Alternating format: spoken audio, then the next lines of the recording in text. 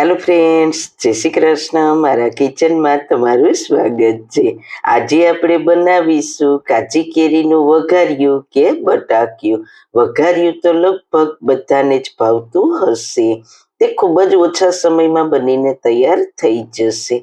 આને એક વખત બનાવીને આખું વર્ષ સ્ટોર પણ કરી શકશો. તો ચલો મારી સાથે ખાટા મીઠા તીખા સ્વાદ સાથે રેસીપી સ્ટાર્ટ કરીએ. રેસીપી સ્ટાર્ટ કર્યા પહેલા જો તમને મારી રેસીપી ગમતી હોય અને હજુ સુધી ચેનલને સબસ્ક્રાઇબ ન કરી હોય તો પ્લીઝ સબસ્ક્રાઇબ કરજો અને બાજુમાં આપેલ બેલ આઇકન પ્રેસ કરજો એટલે નવી નવી રેસીપીના નોટિફિકેશન મળતા રહે. સૌથી પહેલા એકદમ સુપર ટેસ્ટી કાચી કેરીનું વઘાર્યું કે બટાક્યું બનાવવા માટે મેં અહીંયા કાચી કેરી 2 નંગ એટલે કે 250 ગ્રામ કેસર કેરી લીધી છે. તમે રાજાપુરી કે તોતાપુરી ગમે તે લઈ શકો છો, પણ હું કેસર કેરીમાંથી જ બનાવું છું એટલે મેં કેસર કેરી લીધી છે. ખાસ તો કેસર કેરીથી તેનો કલર અને સુગંધ ખૂબ જ સરસ આવે છે. કેરી આવી ફ્રેશ અને કડક હોય તેવી કેરીની પસંદગી કરવાની. કેરીને મેં ધોઈને કોટનના કપડાથી કોરી કરી લીધી છે. કેરીમાં પાણીનો ભાગ ન રહે તે ધ્યાન રાખજો. હવે ચપ્પાથી ઉપરનો ભાગ કાઢીને તેની છાલ કાઢી લઈશું. જો તમારા ઘરમાં વડીલ હોય તો ખાસ તમે કેરીનું વઘાર્યું બનાવજો, તેને ખૂબ જ ભાવશે. તો તમે જોઈ શકો છો કેરી એકદમ વ્હાઈટ છે. બસ આવી જ લેવાની છે. પોચી અથવા પાકવા આવી હોય તેવી કેરી નહીં લેવાની. હવે કેરીને સમારી લેશું.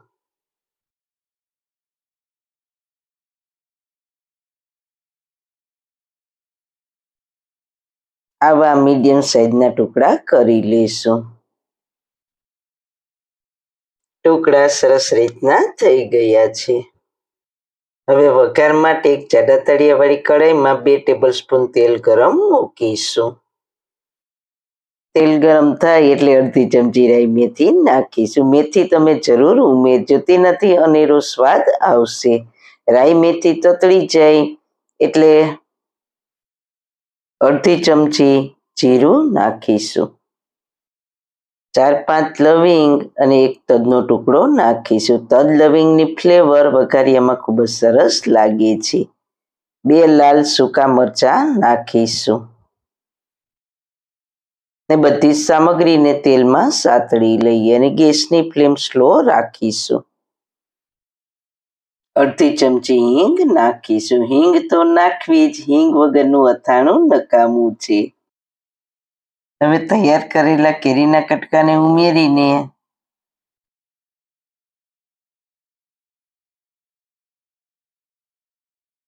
સારી રીતના તેલમાં મિક્સ કરી દઈએ. કેરી તેલમાં સારી રીતના મિક્સ થઈ જાય પછી તેમાં અડધી ચમચી હળદર પાવડર અને સ્વાદ અનુસાર નિમક ઉમેરીને મિક્સ કરી દઈએ. હવે મીડિયમ ગેસની ફ્લેમ ઉપર 2 મિનિટ કૂક કરીશું. 2 મિનિટથી વધારે કૂક નથી કરવાનું અને સતત હલાવતા રહીશું. પાણી બિલકુલ ઉમેરવાનું નથી, એ વાતનું ખાસ ધ્યાન રાખજો. 2 મિનિટ જેવું થઈ ગયું છે તો તમે જોઈ શકો છો કેરીના કટકા થોડા ટ્રાન્સપરન્ટ જેવા થઈ ગયા છે અને થોડા સોફ્ટ પણ થઈ ગયા છે. એકદમ કૂક નથી કરવાના, 70% જેવા કૂક કરવાના છીએ. હવે ગોળ ઉમેરીશું. તો 250 ગ્રામ કેરીની સામે 150 ગ્રામ ગોળ લીધો છે. ગોળના આવા નાના ટુકડા કરી લેવાના. એકદમ સહેલી રેસીપી છે. ગોળને સારી રીતના મિક્સ કરી દઈએ અને મીડિયમ ગેસની ફ્લેમ ઉપર ગોળને ઓગાળી લઈએ. ગોળ તમે તમારા ટેસ્ટ પ્રમાણે પ્લસ માઇનસ કરી શકો છો. હવે કેરી જેટલી કાચી છે તે ગોળની સાથે કૂક થઈ જશે અને ગોળ સરસ રીતના ઓગળી ગયો છે. તો ગોળ ઓગળી જાય પછી આને ઓવરકુક ના કરતા ગોળની એક તારી ચાસણી થાય ત્યાં સુધી તેને પકાવીશું. વચ્ચે વચ્ચે આને જોઈ લેવાનું. હજુ એક તાર નથી થયો, હજી પકાવીશું. અને સતત હલાવતા રહીશું. ફરી આપણે ચેક કરી લઈએ. જ્યારે તમે ચેક કરો ત્યારે ગેસની ફ્લેમ સ્લો કરી દેવી. તો તમે જોઈ શકો છો એક તારની ચાસણી આવી ગઈ છે. તો ગેસની ફ્લેમ બંધ કરી દઈશું અને આને આપણે બિલકુલ ઠંડુ થવા દઈશું. કેરી એકદમ સરસ ઠંડી થઈ ગઈ છે. હવે આમાં આપણે 1 ચમચી લાલ મરચું પાવડર અને 1 ચમચી અથાણાનો મસાલો ઉમેરીશું. અથાણાનો મસાલો તો ઉમેરજો જ, તેનાથી ખૂબ જ સરસ ટેસ્ટ આવશે. અડધી ચમચી વરિયાળી અને 10-12 દાણા મરીના.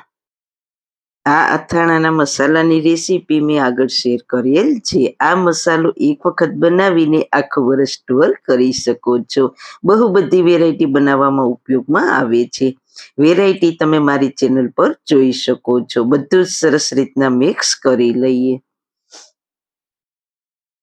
હવે આનો કલર જુઓ, એકદમ સુંદર આવ્યો છે ને.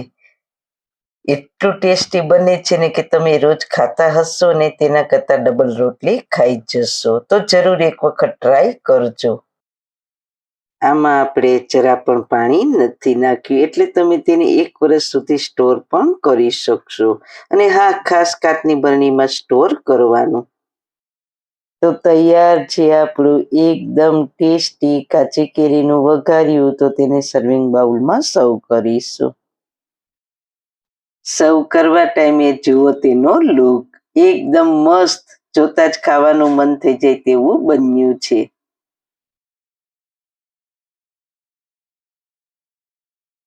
તો તેને રોટલા ભાખરી પરોઠા સાથે સર્વ કરશો તો ખૂબ જ ટેસ્ટી લાગશે. જરૂર ટ્રાય કરજો.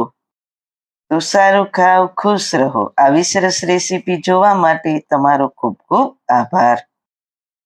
મારી રેસીપીને લાઈક કરજો, શેર કરજો, મારી ચેનલને સબસ્ક્રાઈબ કરજો. ફરી મળીશું નવી રેસીપી સાથે. જય શ્રી કૃષ્ણ.